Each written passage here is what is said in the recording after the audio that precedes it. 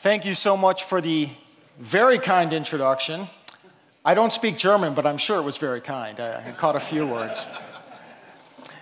So being from the USA, I thoroughly enjoy traveling abroad, especially in Europe. And this is particularly the case during the past 2 years.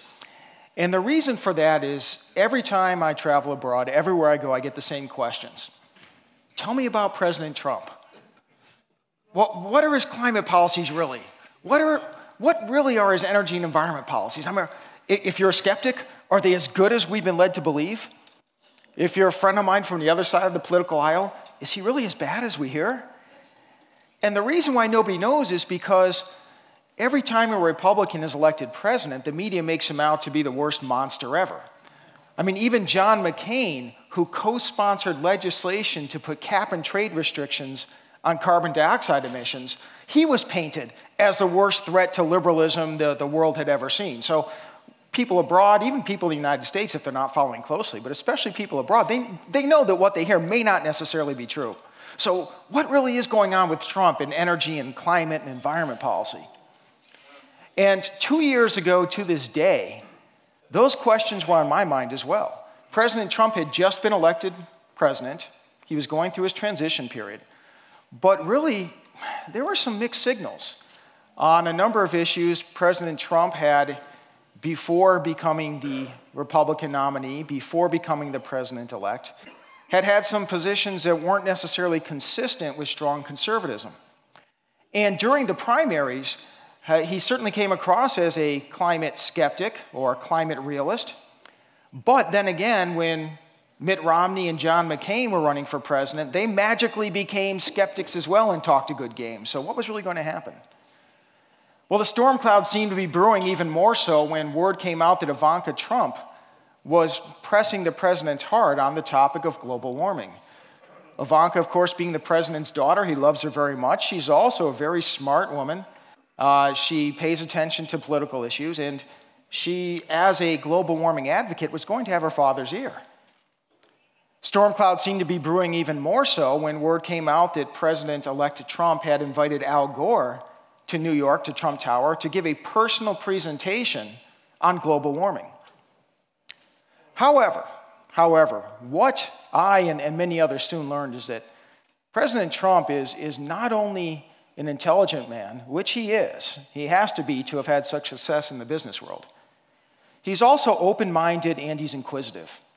And after word got out that President Trump, president-elect at the time Trump, had invited Al Gore to give his presentation, friends of ours in the transition team came to the Heartland Institute and said, now it's your turn.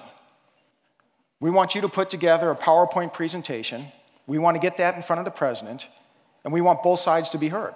The president's going to hear both sides and make a decision accordingly. So we put together our PowerPoint presentation, we sent it in, and we were prepared to deliver it in person. And then something beautiful happened. We received a word from our friends in the administration. They said, no, don't bother. We saw your slides. You guys won. You don't even need to come out here. President Trump, from that moment on, we knew was going to stand up to the tide of media liberalism, stand up for truth, and look at issues from all sides. Not just say, okay, I ran as a Republican, I ran as a conservative, therefore I'm going to take that position. He heard and considered both sides, and that's even better. We should always be encouraging that.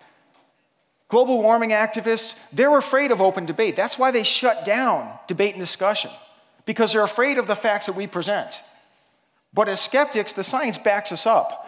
I'd rather have that discussion, I'd rather have that debate, I'd rather have President Trump hear both sides, because he's going to hear it sooner or later. Put us in the same room and we can beat him down more powerfully than if we're doing it from afar. From that moment on to this day, to summarize just very briefly, President Trump is not afraid to stand up for truth. He wants to hear all sides of the issue. And more than any president in my lifetime, President Trump is effectuating a free market, sound environment, sound climate policy. Going into the primaries, when I wasn't sure where President Trump would be on this issue, here was the history of Republicans. Well, going back and forth, if you had a Democratic president, you had environmental restrictions going up like this. And if you had a Republican, they'd still go up maybe kind of like this, maybe 10% less than a Democrat. And my thought was, well, maybe if we had a Ted Cruz, someone who's real conservative or someone like that, maybe instead of doing this or this, if we were really lucky, maybe it just flatline. I mean, we didn't have any hope of rolling back any restrictions, but maybe we'd hold the line on new restrictions. President Trump is doing more than that. He's rolling back time after time, regulation after regulation. He is making American energy policy and environment policy and climate policy great again.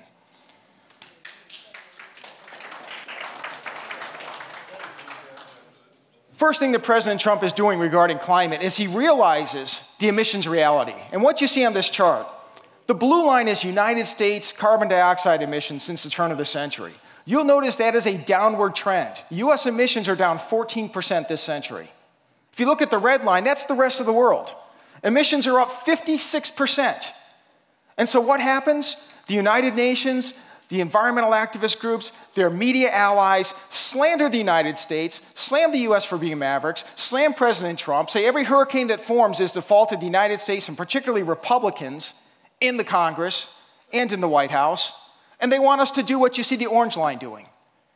President Trump is smart enough to realize that emulating what the rest of the world is doing is not going to make the situation any better. If you believe that carbon dioxide emissions are so pervasive and so powerful that they're causing a global warming crisis, which is not the case. But if you believe it, following the lead of the rest of the world clearly is not the solution. Republican after Republican gets cowed by the media, makes excuses, makes apologies, almost as bad as Barack Obama did. President Trump is standing up for that. He realizes that the path we're on now is a better path than the Paris Agreement or the Kyoto Protocol before it. This image you're seeing right now, this is a satellite image. This is measuring particulate matter. In some ways, it's a proxy for carbon dioxide emissions. In other ways, it's also important because the United States Environmental Protection Agency under Barack Obama talked about most of the benefits of his Clean Power Plan, which restricted carbon dioxide emissions. Most of the benefits the EPA under Barack Obama said were in terms of health benefits from reducing pollution such as particulate matter. President Trump looks at the evidence. He looks at this data right here. What you see is that the United States has the cleanest air in the industrialized world.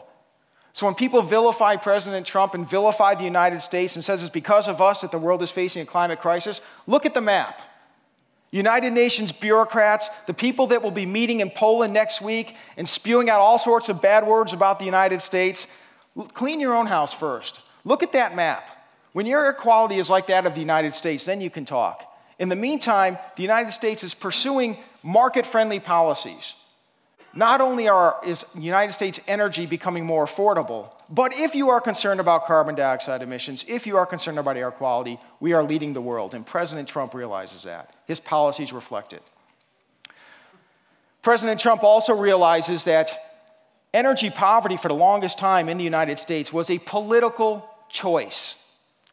At the onset of the Obama administration, the Congressional Research Service compiled data. And the data was stunning. The data showed that the United States had more coal, oil, and natural gas, the big three of energy production, than every other nation on Earth. In fact, only a single nation, Russia, had as much as half of our energy resources. And yet each year we were importing more and more oil. Each year we were becoming less and less energy self-sufficient. The dream was said to be someday energy independent, but nobody believed it would ever happen. The Obama administration made it even worse, putting restrictions on natural gas production, oil production, coal production. Energy poverty was a choice, and it was getting worse and worse by the day. Not because of the science, not because of the resources, but because of political weakness. President Donald Trump realizes this. He's removed the obstacles to production. Now the United States, if you want to use the term energy independent, there's really no such thing because there's going to be trade regardless. But let's say energy self-sufficient. The United States is very close to being energy self-sufficient. And President Trump says, you know what? Energy independence, energy self-sufficiency, that used to be a dream. Forget that. That's aiming too low. Now you hear the president using the term energy dominance. We have the resources not only to supply our own energy needs, but to be the Saudi Arabia of oil, to be the Russia and China in coal. These are dreams nobody would have thought of, but they're not just dreams, they're a reality. I mentioned the Congressional Research Survey data. Here on the left, you have coal reserves by country. I know the print's too small to read, but you see those bars going from left to right? Guess which country's on top there in terms of coal resources? Yeah, you guessed it, the United States. On the right, you have natural gas prices by country. Guess which line there, that orange line on the bottom, guess which country that is? Of course, it's the United States. We have the ability, we have the resources, and we have the economics on our side. Gone are the days of self-imposed energy poverty. Here under Donald Trump are the days of energy independence, energy self-sufficient, more accurately, and even better yet, US energy dominance. For example, next week, when the United Nations Conference of the Parties convenes in Poland, this is going to happen at a time where there are new liquefied natural gas facilities in the United States to export natural gas and in Poland to bring it in. That nation is no longer going to be dependent on what has historically been a hostile nation, Russia, for their energy resources. Under the Trump administration, where this is being encouraged, more and more around the world, the United States not only can have greater energy affordability and abundance at home, but we can supply it to our friends and allies so they will no longer be held hostage by the political whims of hostile nations. Here is a highlight. I composed just a few highlights. It's the tip of the iceberg. There are so many. And I would love to go through and give a really detailed description of these. And this presents me with a wonderful dilemma because, you see, by the time I started, I was already into Joe Nova's time. So there's a part of me that says, let's really flesh this out and just hold Joe's presentation hostage. But I'll be a nice guy, so we'll just go through very quickly. Some of the highlights. President Trump, as I mentioned, decided to no longer let dubious climate speculation impede US energy abundance and affordability. Specifically, he pulled the United States out of the Paris Climate Accord. That is something that President Obama tried to make impossible politically by committing the United States, although he did not submit it to the Senate for formal ratification, but by making it politically difficult for anybody to, quote, go back on the United States' word. President Trump said, bull, I'm standing up for what's right and we're getting out. As a result, we're not going to impose expensive energy and energy restrictions on the US economy. We're not going to take part in the ridiculous $100 billion a year in funding for third world nations for reparations for global warming, reparations that are not justified. President Trump ended the Obama administration's Clean Power Plan, which would have imposed significant and costly restrictions on power plants, in particular on coal.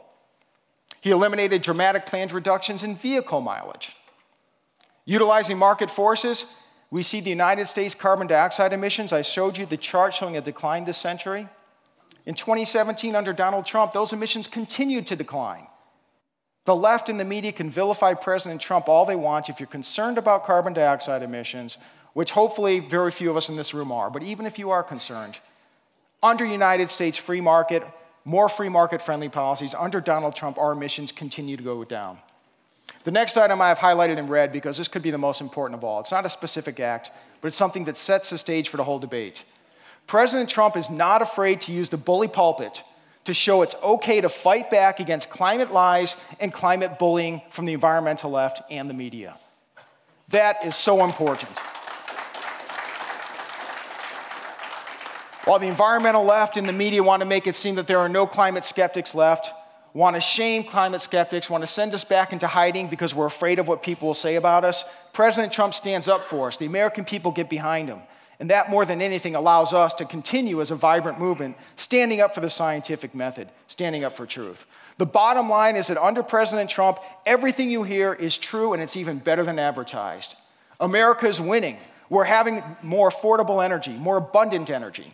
We're winning on climate policy. President Trump is, to paraphrase his campaign slogan, making American energy policy great again. I have two more slides. I'm going to go through these very quickly so we can get Joe up here. What would be the next steps for winning energy policy? I mean, at the federal level, President Trump has done nearly everything we could have asked. But at the state level, there are efforts to impose still greater restrictions on American energy and environment policy. More than half of the 50 United States have renewable power mandates, requiring a certain percentage of our power come from expensive wind and solar power. Indeed, even the left-of-center Brookings Institution reports that if you replace conventional power with wind power, you're increasing electricity costs by 50%.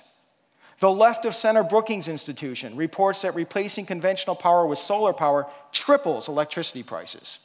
This is borne out in state after state after state, where states that have enacted these renewable power mandates, and we at the Heartland Institute have published this data.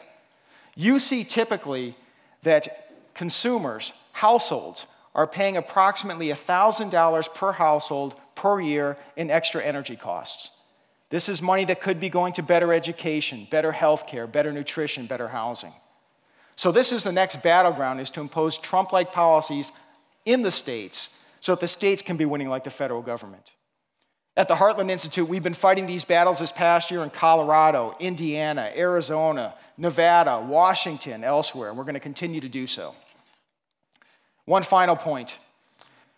You're going to see an increasing amount of talk about a carbon dioxide tax.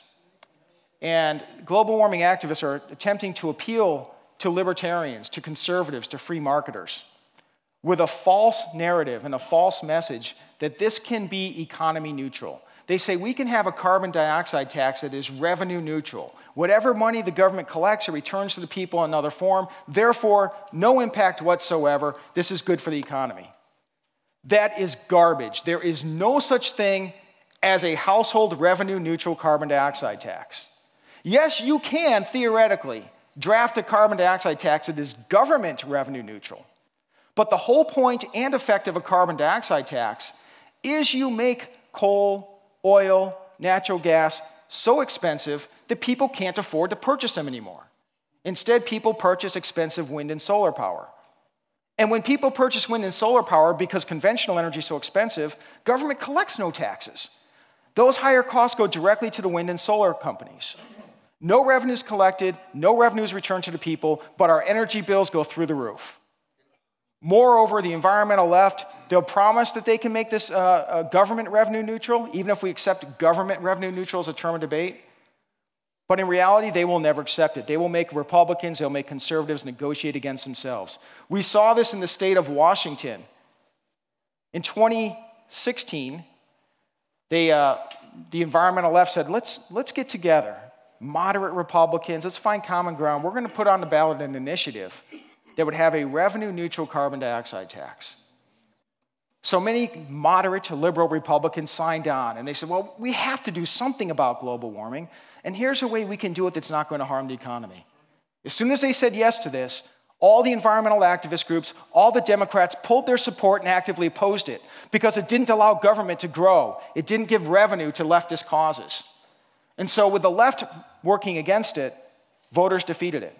And then what happened in 2016? The left put on the ballot a carbon dioxide tax that was not revenue neutral, that would grow government, that would fund leftist priorities. And now Republicans who had previously supported a, quote, revenue neutral carbon dioxide tax were now in a bind. They'd already come out and said we have to do something about it. They already came out and said how critical it is to address the issue. Now what are you going to do? Say, well, I'm not going to support it because it costs too much? The goal of the environmental left is to do a bait and switch, promise one thing, pull it back. Not only is a carbon dioxide tax unnecessary scientifically, it's economically dreadful. And for Republicans who may be inclined to support it, it's suicidal. At the Heartland Institute, we just published a paper on the Congressional Climate Solutions Caucus. I'm not going to go into it now. I want to get Joe up here. Do yourselves a favor. Do an internet search, Climate Solutions Caucus and Heartland Institute. Read the paper. I guess very briefly I'll say this. In the midterm elections, 70% of the House of Representatives seats that were flipped from Republican to Democrat, those were Climate Solutions Caucus members. They sold out the conservative base. They supported carbon dioxide taxes. They thought it would win over liberals. It did nothing of the sort. It depressed their own Republican turnout, and they lost. More than half the members of the Climate Solutions Caucus, Republican members of the Climate Solutions Caucus, lost their congressional races. If you're a politician, if you're a policymaker watching today, keep that in mind. It's suicidal. You're going to gain no votes from the left. They'll oppose you anyway because you have an R for Republican next to your name. But what you will do is you'll lose the support of your grassroots conservative base. In conclusion, getting back to the initial question, yes, Donald Trump is everything we had hoped for. Donald Trump is making energy affordable and abundant again in the United States and through encouraging exports throughout the world. We're winning on energy policy, we're winning on environment policy, we're winning on climate policy, and we are making American climate policy great once again. Thank you, Donald Trump. Thank you, everyone here.